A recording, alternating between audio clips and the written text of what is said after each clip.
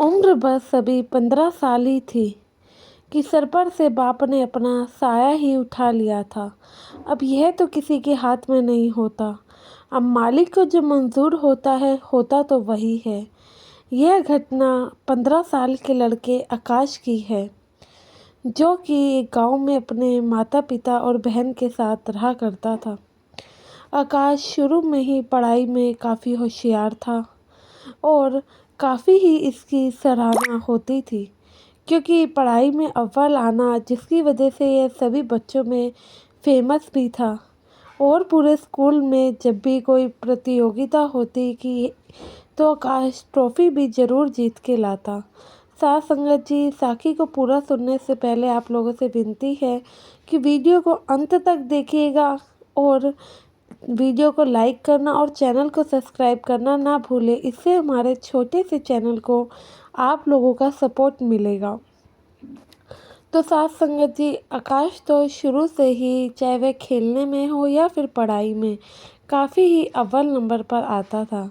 आकाश के सपने भी काफ़ी अच्छे थे। वह बड़े होकर एक इंजीनियर बनना चाहता था, जिससे कि वह चाहता था कि वह अच्छी नौकरी पे लग जाए और अपनी बहन की विवाह अच्छे ही घर में कर सके और बड़ी ही धूमधाम से कर सके। साथ ही अपने माता पिता को एक अच्छी सी ज़िंदगी भी दे सके। पिता किसान थे, किसान का काम करके घर भी चला रहे थे और दोनों बच्चों की पढ़ाई भी देखते थे। अब अचानक उनको हार्ट अटैक आता है और उनकी मृत्यु हो जाती है।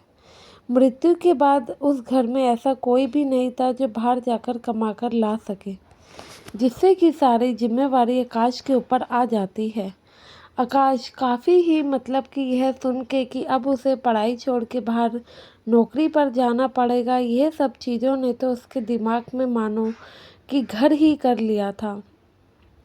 जो बच्चा टॉपर हो, पढ़ाई में अव्वल आता हो, अचानक से उसको पता लगे कि उसको ये सब छोड़ के एक कम पैसों में नौकरी करनी है घर चलाने के लिए, तो सोचो उस बच्चे के दिल पे आखिर क्या ही बीतेगी। लेकिन घर परिवार का मामला था। बहन छोटी थी, मात्र 10 साल की थी, उसको पढ़ाई भी करवाना ज़रूरी था। अब वह क्या करता है, किराने की दुकान पे नौकरी पर लग जाता है। नौकरी पर लगता तो है, लेकिन अंदर से जो उसका मन था वह एकदम टूटा हुआ था। उसका कुछ भी मन नहीं था कि वह नौकरी करे, लेकिन एक मजबूरी थी जो कि उसे नौकरी से बांधे हुए थी। अब उसी मजबूरी के कारण वह डेली ही नौकरी पर जाता और अपने बहन और माँ के लिए नौकरी कर रहा था। जो कि आकाश की माता जी थी, इन्होंने भी घरों में साफ सफाई और रोटी का काम पकड़ लिया था। वह भी थोड़ा बहुत आमदनी घर पर लेकर आती।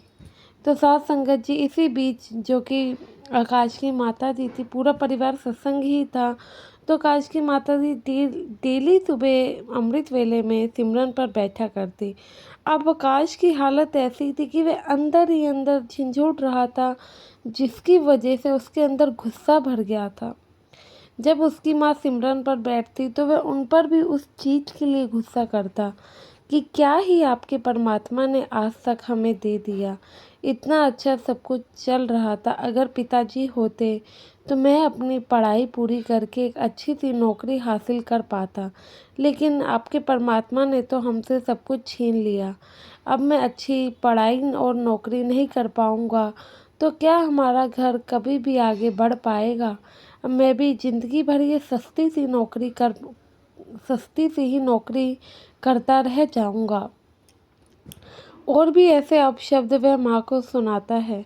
माँ उसे कुछ भी नहीं कहती है, बस अपना सिमरन पर बैठ जाती है। आकाश अब नौकरी भी एक दिन छोड़कर अकेले कमरे में बैठ जाता है।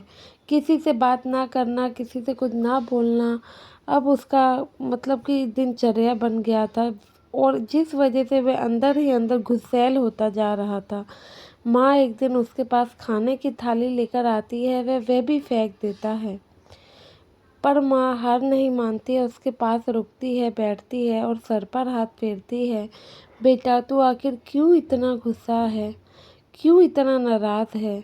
तो वह पता नहीं मानो उसी पल एकदम रो देता है।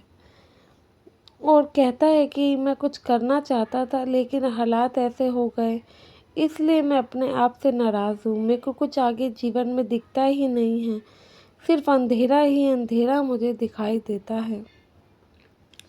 उसकी माता जी थी, वह उसे काफ़ी समझाती है, बेटा ऐसा नहीं होता, आप सब ठीक हो जाएगा, मालिक ने जो किया है वह इसे ठीक भी ज़रूर करेगा। तू मेरे साथ उठ के कल भजन सिमरन पर बैठना, तुझे थोड़ा अच्छा लगेगा।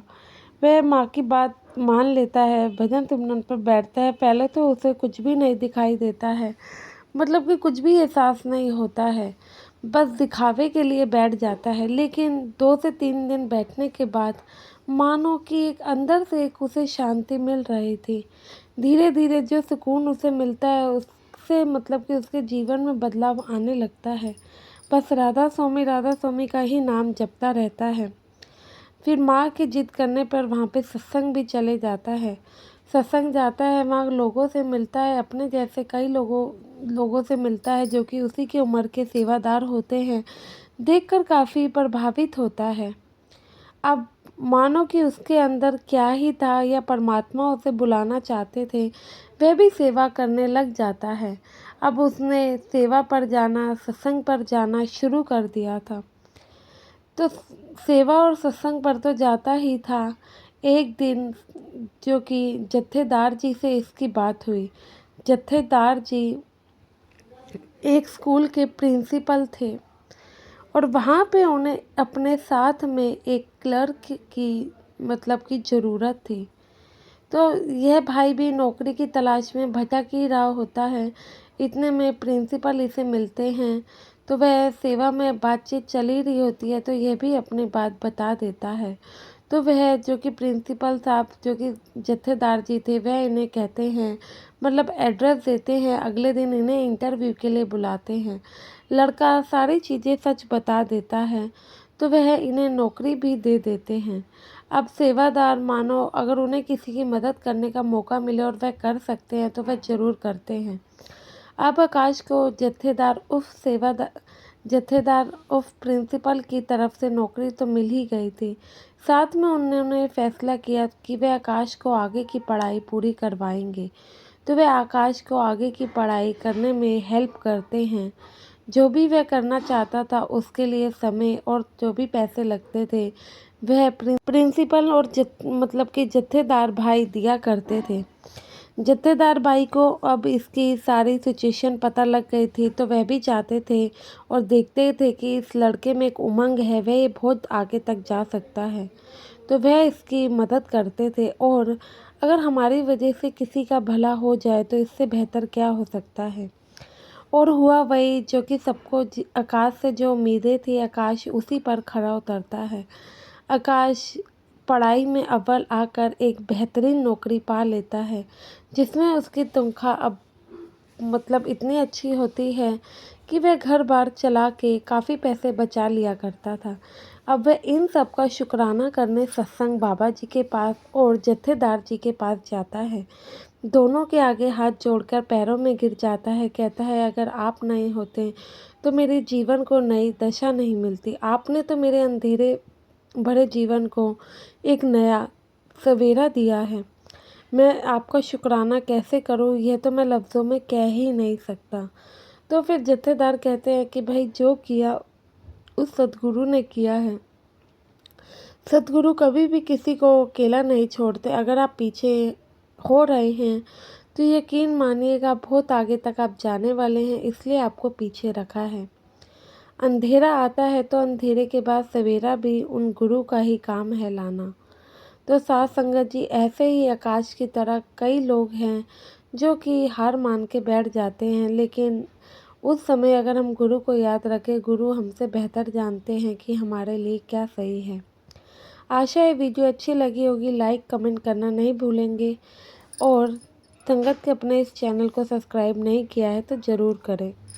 गुरु प्यारी साथ संगत जी, आप सभी को राधा स्वामी जी।